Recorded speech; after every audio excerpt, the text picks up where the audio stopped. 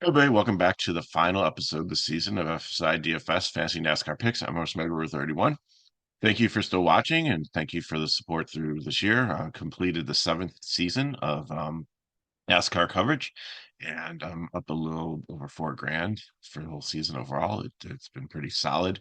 And 4 grand might not sound a lot to you, but I'm not a heavy um, player in NASCAR. I play about 3 to 4 lines.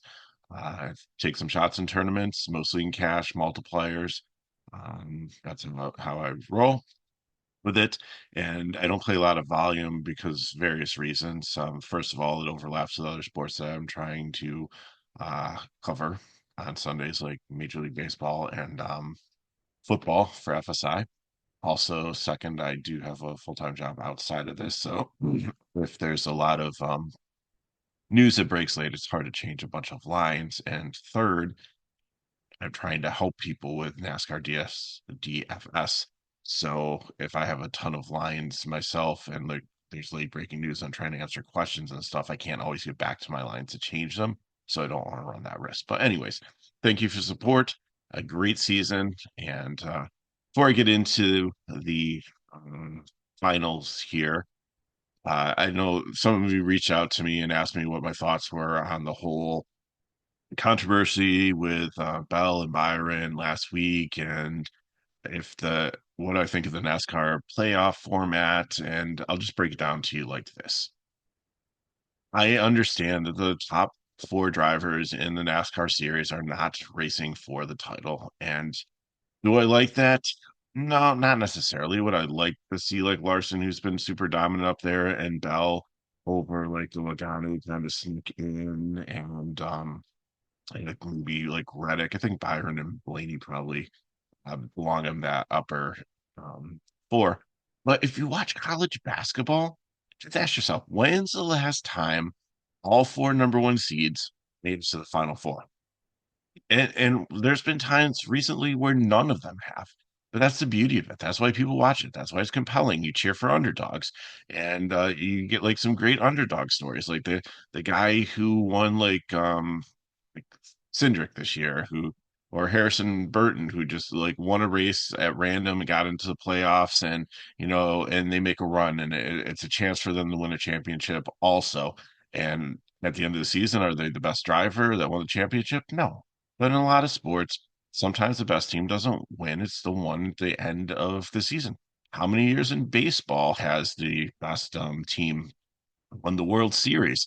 A couple recently, but you've had a lot of years where the Giants just grinded it out. The Kansas City Royals, they just got hot, played well in the playoffs, put it run together, and they got it done. Green Bay Packers, I believe, maybe about a decade ago, had like an 8-8 team and just made it in the playoffs, went in and ran the table and won the Super Bowl. So I think that this playoff format is appropriate, and you're going to have some upsets and stuff. As for the Bell and Byron thing, like trying to explain to people like why he's not in the playoffs because he was going too fast, and and trying to win or to get a better position towards the end of the race, and the strategy and stuff. I mean, I I think NASCAR could have settled it. And if you go back to wrestling, I know wrestling's scripted and not necessarily 100% real, but when they've had like controversies and can't figure out like who the should have a title shot, and there's like more than one contender, they have like triple threat matches. So does it hurt NASCAR at all to have like 5 cars compete for the final versus four? I mean, I don't think it costs them any more money. I don't think logistically it is too challenging to do that. Maybe some of the marketing, but I think they just call it the Final Four plus one or whatever. So I think that they definitely had some room to accommodate both of them with the tie. Maybe they'll change things going down the road. But anyways, let's get into DFS. I'm sorry for that rant, but you did send me the question, so I did feel like I needed to answer 'em. So, and we saw a decent cup or truck race. We saw Majeski go out there, and I think if I had a pick, he would have been the fourth, most likely for me. But he had a dominant truck. Good job for him. And it does show like how good, like if you're close to the pole or on the pole here, that you can go out there and dominate. probably looking at 2 to 3 dominators here in this race. And Herbst had a dominant car out of nowhere. Like I always think he's a GPP play, but he shows that sometimes he can show up like this. I thought for sure he'd do a Riley Herbst thing and end up wrecking or not getting it done, sealing the deal. But he did. He won the race, and Allgaier had an amazing battle with Custer. And I thought between the two of them, they would be the most likely ones. Hill's always the wild card with his aggressiveness. I didn't think AJ Allmendinger had enough in that team to contend, but Allgaier, congratulations to him. So who's going to win this one? Well, I think it's tough, and who's going to win the race is the even better question. There are a lot of great options. So starting with Truex up here, seventh in the spring, has always run well in short flat tracks. Looked good in practice here, and I think you really got to consider him in your lineup at 9K is not bad. It's a little bit of a discount over all these 10K drivers that you have up here. And he should be able to go out there. It's his last race full time, wants to get one last win. Uh, the Gibbs, they don't, the 2311 Toyota has resources behind for the title, but they don't have anybody. It's racing for a championship. So I think that most of their support could go behind him to send him off to retirement on a positive note with a one final win. Logano up here, he struggled a little bit at Phoenix, got in an accident in the spring race. He's been okay. Like he's always the one that never surprises me because you always think that he's going to do Joey Logano things, but he looked good in practice. He qualified well up here. He could be an upside dominator. I don't think I feel he's a cash dominator. I think he's more of a GPP play, but you really, if you kind of want to try to get 3 playoff drivers if you can in the lineup, just because they get so much professional courtesy. If you look at it, like they get pit stall selection and everybody else, even Truex getting the pole here, it probably has the fifth best pit stall because the top four get a chance to have the pit stall with probably nobody around them. So you have like free reign to get out. And I think Byron has the number one pit stall, which has always been an advantage at Phoenix until they moved the line. So now it is still possible to get a speeding penalty leaving. So they have to be careful with that.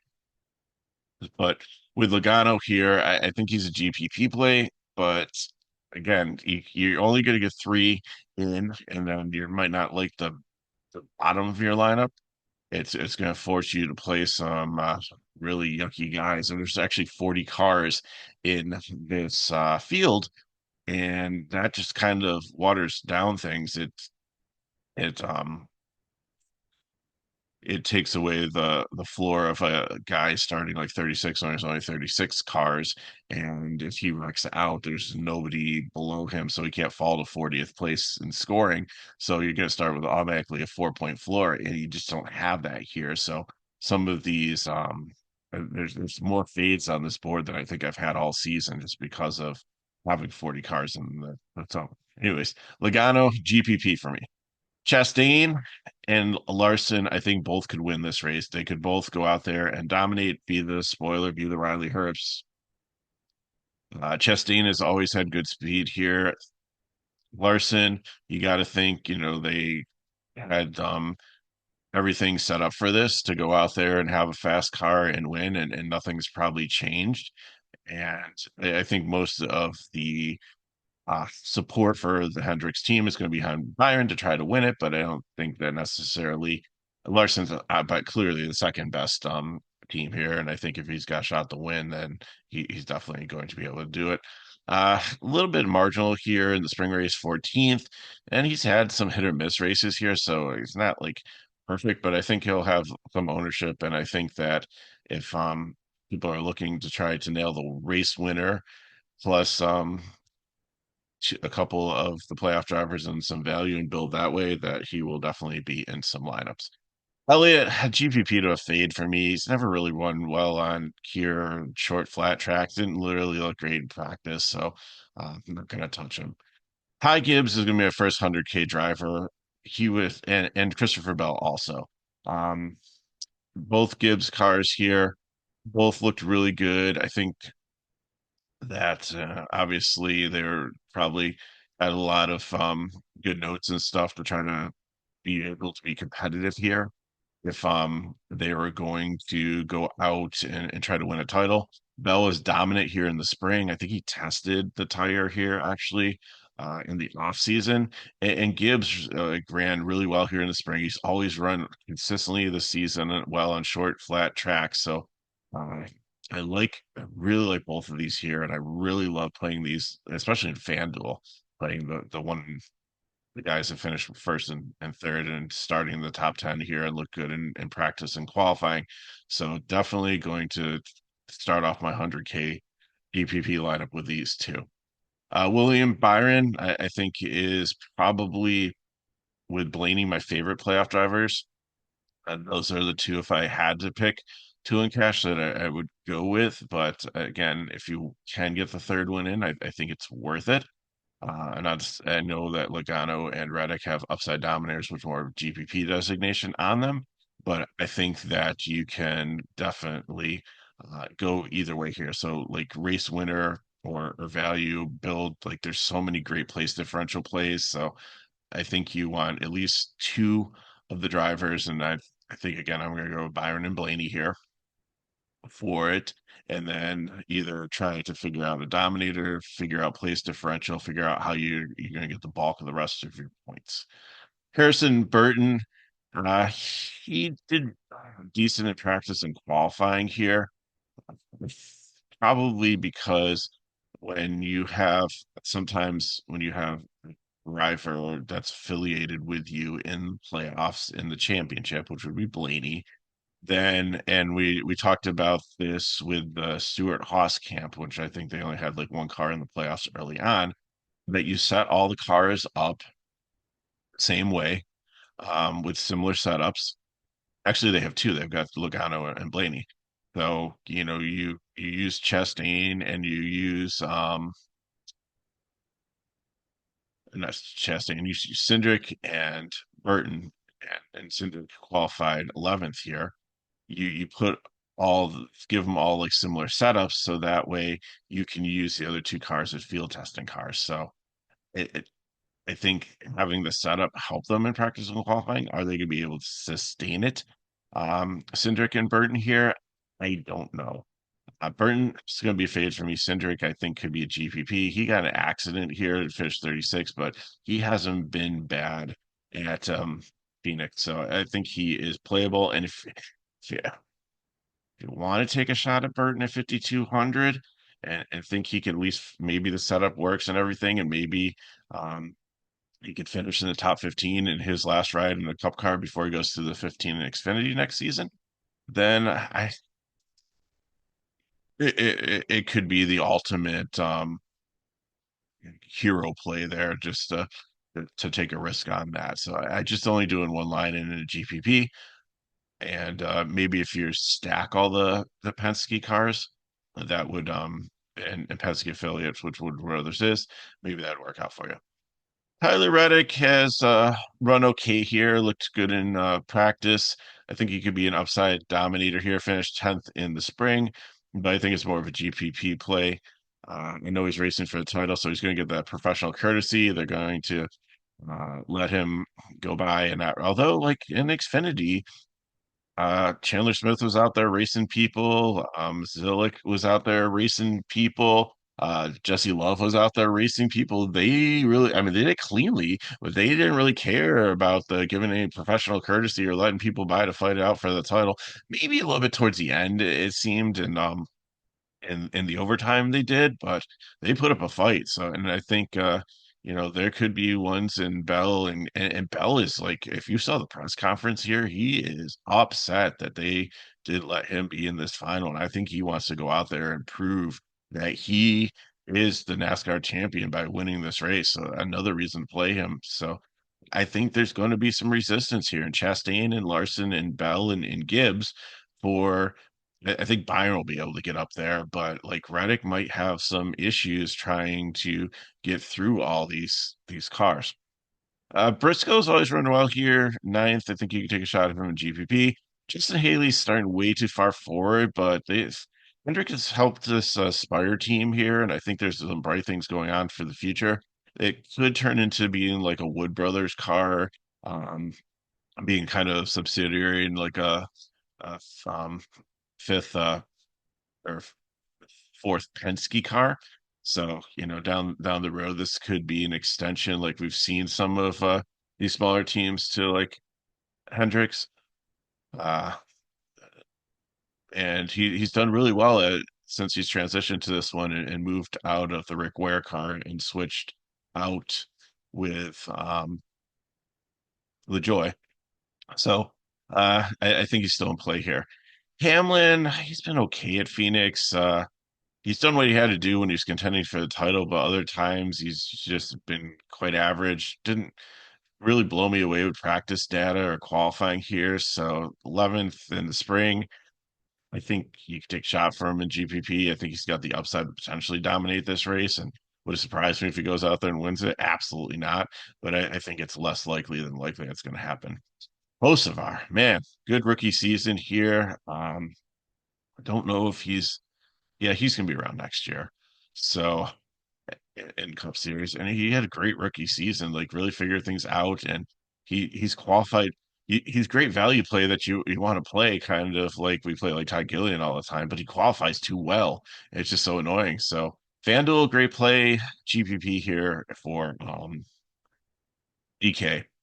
Bowman is is really struggled kind of here at Phoenix in a short flats. If GPP, because I mean he's in a good car and everything, but I'm not expecting too much here.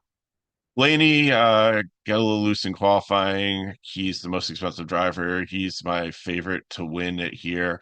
They'll figure it out. They'll get through the field. They'll be aggressive. They'll have the right pit strategy calls. And I think he could definitely end up winning this race or winning the title, getting up there. So I love the place differential here. I love the potential for him to go out and dominate also. So locking him in his first prime play. John under Nemechek, I think they set up this car with qualifying trim over race trim for him to have this. And I know Jones. I think they did the same thing. Like both Jones and Nemechek here. I think they gave them qualifying trim instead of race trim, and I think that they won't have good long run speed, and it'll fall down like rock. So Hunter Nemechek's a fade for me, and Eric Jones 31st in the spring is not where he usually races here, but I don't think either one's a top 20, so going to be a GPP to fade. LaJoy fade also did good in qualifying here, was an accident in the spring, but he was in a different car then. I just don't see any of the three of them just holding their position here. There's a huge chunk of cars behind them that I think are going to get up ahead of them. So I'm not going to be playing LaJoy. Gregson and Hemrick, good seasons. Gregson actually finished 12th here, ran well here in Xfinity, but a little bit expensive here. I think there's like for 300 less you could play Stenhouse. For 100 more you could play um Freeze, and you're gaining like 12 place differential potential points here. So I don't think Gregson's is going to be too highly owned. Hemrick, again, solid season, qualified a little bit too far forward here. Don't know what his future is going to be. I don't know if he's going to be back with colleague or not. So uh, might be racing for a position next year, but I think it's like a 20, a third 25 to 30 place car, not document it's going to be in the top 25. Jimmy Johnson, same thing with the rest of the legacy cars. I don't believe the qualifying based on their practice speeds, they were turtle slow. I think that they just put in setups for short run speed for qualifying. And once they get in the actual race, they're going to struggle unless they nail the setups to make the adjustments to get to race trim. And I just don't see that happening with this team. Busher, second here in the spring. I think you can play him in cash. I think he ran the one Briscoe will run the first race here, I believe, in the next gen car. But Bush has always been solid. So someone at 8,200 is probably gonna be no man's land for you. But if you're building a balanced cash build, I like him here. Kyle Busch, gotta give him the 100K here. I don't think he's going to continue his streak. I don't think he's going to have a miraculous win here, but I think they're going to do everything possible to keep the race streak of, was it going to be like 20 straight years? I can't believe it. I don't remember if he's stuck on 19 and trying to get to 20, or if he's on 20 and trying to get to 21. But definitely going to be my final 10K driver because there's some upside. Derek Kraus, I am a lot this season. Uh, he's starting too far forward here. It might be a fade, but out of the 44K guys, I think I like him the most. I think all the rest of the equipment for the other 4K guys, they could be down multiple laps or not be able to finish, but Kraus in a Holly car should be able to. So if you need the salary savings, I think he's good for you. Brad Keselowski, same thing as Busher, is kind of priced in no man's land here, but he had a fourth place. Like these RFK cars ran really well here in the spring race. They've run really well here overall. So there's a lot of nice place differential here. I'll definitely have a lineup where I play like both of them, I think, or really hammer the place differential in this range here as more of like a balance build because I like that pathway of kind of like safety points to because I don't know, like when I sometimes when you look at the top of the field and there's so many options of who could do well, who could dominate, who could win the race and throw in the playoff drivers also, that it might make sense here to like build a strong foundation in a class lineup or any even a GPP lineup and get these really good drivers who have shown that they can get up there into the top five. They can probably blow through the middle of this field, get 10 to 15 place differential points at least, and not really need to have to dominate the race to have a solid day for you. Zane Smith, GPP here. I don't know if he's got anything lined up next year in Cup or any place, so might be an audition for him also. But much better plays in this range. But at 5,900, I think that you could still consider him here. Bubba Wallace and Ricky Stenhouse, I think, are definitely cars that can get up into the top 20. So cash plays with the place differential. Kaz Growla, I think he's gonna be low owned here, but this he's been solid this season. So I'm gonna give him the cash. If you need somebody like right at the 5K range, he's a little bit better safety over Kraus, who's starting five places ahead of him. So there's five more potential place differential points here for only $200 more. And if you look at the cars below him, could five cars get ahead of him? Yes, but I think there's a lot of cars that could end up behind him. So I think he's got a beautiful floor here at 5K and definitely could help you in your lineup. Gillian's where we're going to throw the prime here because he has always been well and done well in the truck series and his limited time in the Cup series in these short flat tracks. Just messed up qualifying a little bit. His speed in practice looked a lot better than where he's starting here. 17th in the spring race, a ton of upside. So lock him in as prime play. Reese has a lot of upside too, also for $600 more. 23rd has always run really well, and I don't think he has anything lined up for next year either, as Stuart Haas is closing up. So and he's always performed really well at Phoenix, so I like him in your cash builds. Suarez has upside also, finished 13th in the spring, just messed up a little bit in qualifying here. So I think that his speed in practice does not show that he's a car that should be in the 30s. He should be in the top 25, maybe even sniffing the top 20. So I definitely feel comfortable playing him. I think he'll be popular down here in cash.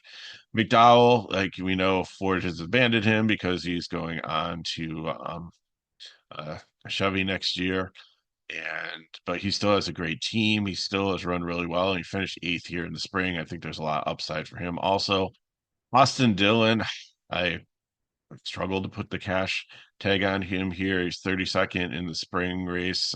He wasn't in an accident, but he just had a really bad day.